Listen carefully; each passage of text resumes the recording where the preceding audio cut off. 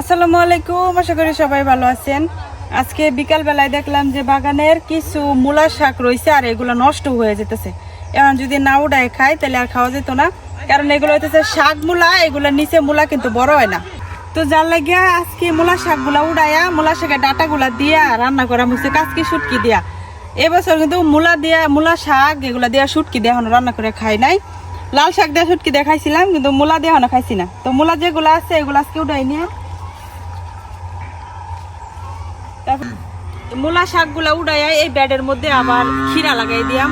আমি অলরেডি কয়েকটা গর্ত করে লাগাইও দিছি, এই সাইডটা রয়েছে, এই সাইডটার মধ্যে করে লাগাই দিয়াম। এখন কিন্তু মূলা শাকগুলা অনেক বড় হয়েছে, মানে ডাটাগুলা বড় হয়ে গেছে। এই যে মূলত হইতেছে শুটকি দিয়া রান্না করার উপযুক্ত। এই যে ডাটাগুলা সবগুলারই কিন্তু ডাটা বড় বড় হয়ে গেছে। এই যে মরা শুরু করে দিছে, কারণ এগুলা শাক মূলা, এগুলা নিচে বড় হয় না।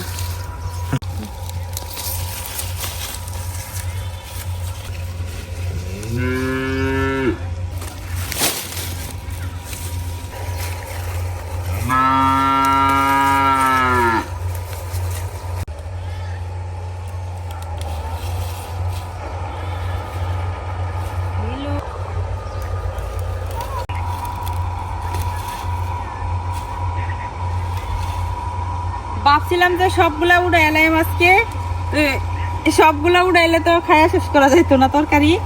তো এক জুড়ি হয়ে গেছে, আবার একদিন খাওয়া যাবো। তো কালকে সকালে আবার রান্না করে খাইয়া দিলাম, তাহলে শেষ। এই যে এই মূলাটা বড় হইল, হইলে থাক, আর মূলা খাওয়া লাগতো না, অনেক খাইছি। আমার মূলা শাক তোলা শেষ, এখন যায় এগুলা বাচ্চা নিয়াম।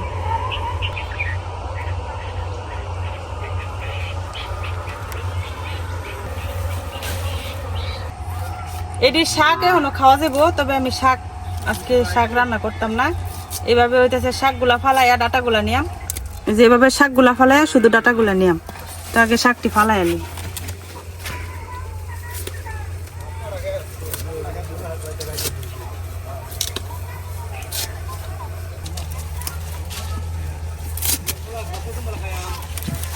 রাইতে খাইবা।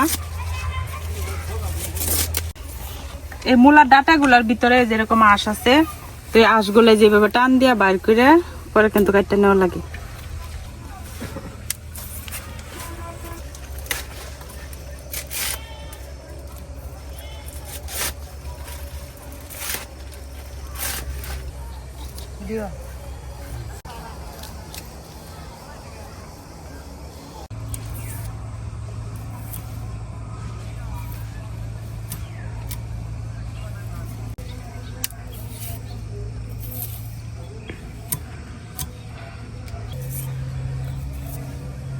তো এই যে কতগুলা শাক হয়েছে দেখেন, আর এই কয়টা ডাটা হয়েছে। তো এইগুলাই রান্না করাম আজকে। শাক রান্না করতাম না, শাকগুলা ফালাই দেওয়া লাগবো। তোমার বাসা শেষ, এখন এই জায়গাটা পরিষ্কার করে লই।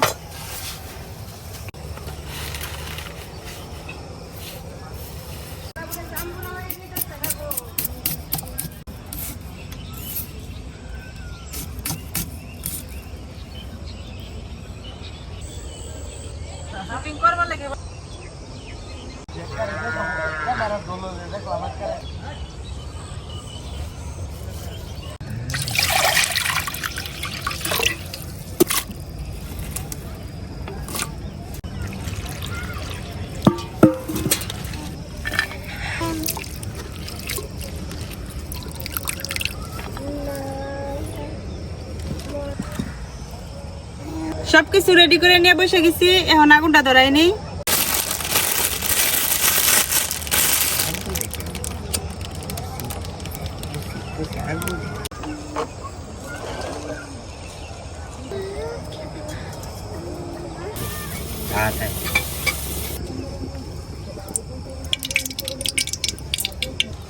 রসুন আর পেঁয়াজ,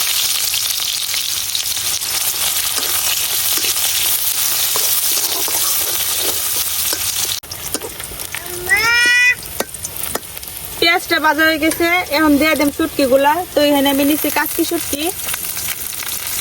বেশিরভাগ সময় কিন্তু আমরা কাচকি শুটকিটা খাওয়া হয়, আর বিশেষ করে শাক পাতার তরকারি যদি রান্না করি তাহলে তো অবশ্যই কাঁচকি শুটকি ছাড়া চলে না। দিয়ে দিতেছি হলুদ গুঁড়া, ধনিয়া, শুকনো মরিচের গুঁড়া, আর দিতেছি লবণ। এখন দিয়ে দিতেছি বেশ অনেকটা কাঁচামরিচ। এখন আর অল্প একটু পানি দেওয়া শুটকিটা ভালো করে কষাই নিলাম।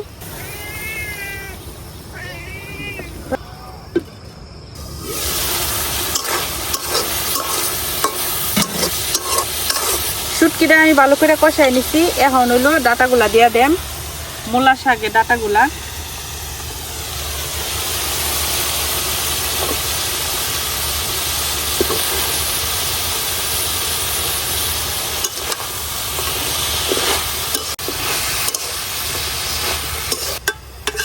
শুটকির সাথে ডাটাগুলা ভালো করে উল্টায় পাল্টে এখন ঢাইকা 2-1 মিনিটের মতো একটু কষাই নিলাম। তারপরে হইতেছে অল্প একটু জল দিয়ে দিলাম। ভাবছিলাম যে তরকারির মধ্যে মনে হয় পানি দেওয়া লাগবে, দেখেন কত পানি উঠছে। এই পানিতেই কিন্তু তরকারিটা সুন্দর হয়ে যাব। আর যেহেতু এগুলো আমরা নিজের গাছের মূলা, একদম ফ্রেশ টাটকা, কোনো ফরমালিন বা কোনো কীটনাশক দেওয়া নাই, তো দেওয়ার সাথে সাথে কিন্তু একদম মিলাই গেছে আর অনেক পানি থাকছে।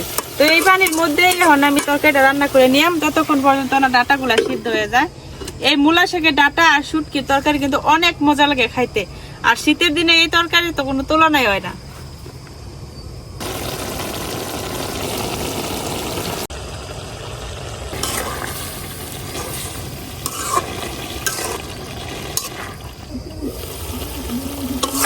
দেখেন একটু হয়ে গেছে তরকারি, আর এত সুন্দর গ্রান বেরোইছে মূলার আর এই কাঁচকি শুটকির বাগানের যে একটা গ্রান এত সুন্দর বেরোইছে।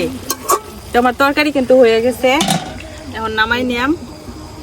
অনেকে আমার মাঝে মধ্যে দেখি কমেন্টে বলেন যে এত শীতল শুটকি খান। আমরা নেত্রকোনা মানুষ, আমরা শীতল শুটকিটাই বেশি পছন্দ করি। এরকম না যে আমরা মাছ মাংস খাই না, মাছ মাংস খাইলেও মানে শুটকিরা আমরা অনেক পছন্দ। এটা লোক এক এক এলাকার এক এক খাবারের রুচি আর কি। তো এই যে সবকিছুর সাথে আমরা শুটকি দেই, কারণ শুটকির মতো মজা আর মাছের মধ্যেও আমরা পাই না। যাই হোক, এইভাবে মূলা শুটকি দেয়া মূলার ডাটা রান্না করলে যে ভালো লাগে, মূলা দিয়ে অত ভালো লাগে, কিন্তু এই ডাটাগুলা দিয়ে আরো বেশি ভালো লাগে।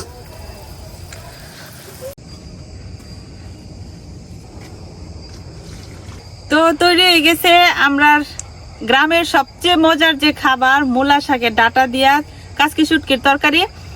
এত সুন্দর গ্রান বেরোইতেছে, মানে গ্রান তো আর আপনাদেরকে দেখানো যায় না। অনেক মজা হয় এইভাবে রান্না করলে। আপনারা যারা খাইছেন তারা অবশ্যই জানেন, আর যারা না খাইছেন তারা একবার হলে এভাবে মূলা শাকের ডাটাগুলো না ফালাইয়া মূলা শাকের ডাটা দিয়ে এভাবে শুটকি দিয়ে রান্না করে খাবেন, অনেক মজা লাগে।